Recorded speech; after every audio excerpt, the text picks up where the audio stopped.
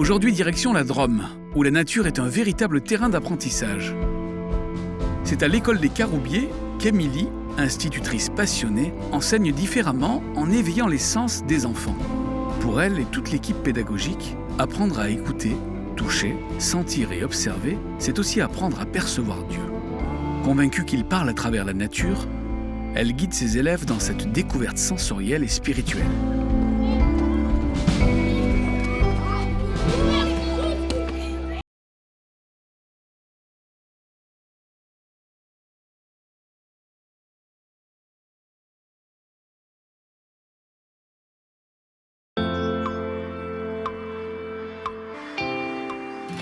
C'est un peu comme si Dieu, en fait, il avait peint un immense tableau.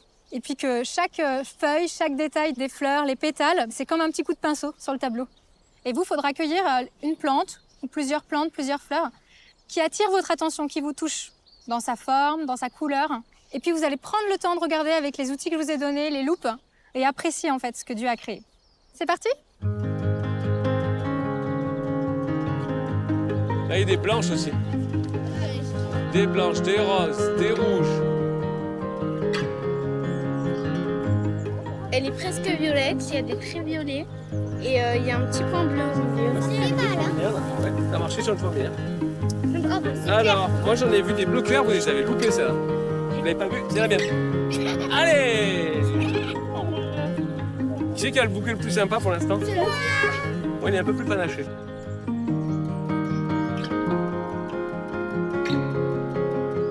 De luzerne cultivée. Elle aide le sol à rester en bonne santé. Ouais, c'est trop joli. C'est trop joli. Ça m'émerveille à travers la création de Dieu. Et toi, t'as quoi? Moi, j'ai une feuille de plantain.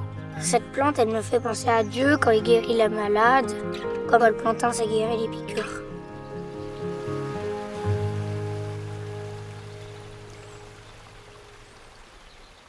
Moi, je trouve ça incroyable que Dieu nous montre sa grandeur et la beauté de sa création par de toutes petites choses qui peuvent paraître insignifiantes. Comme une fleur un peu.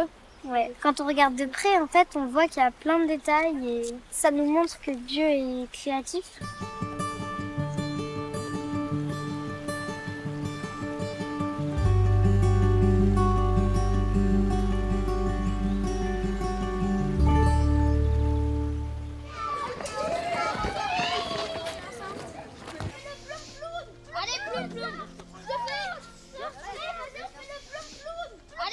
Là, on est dehors, on est dans la nature, d'accord?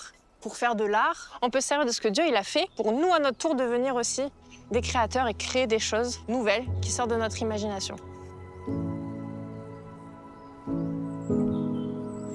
va être beaucoup pour toi. Tu cours bien, Gabriel. Un dolman.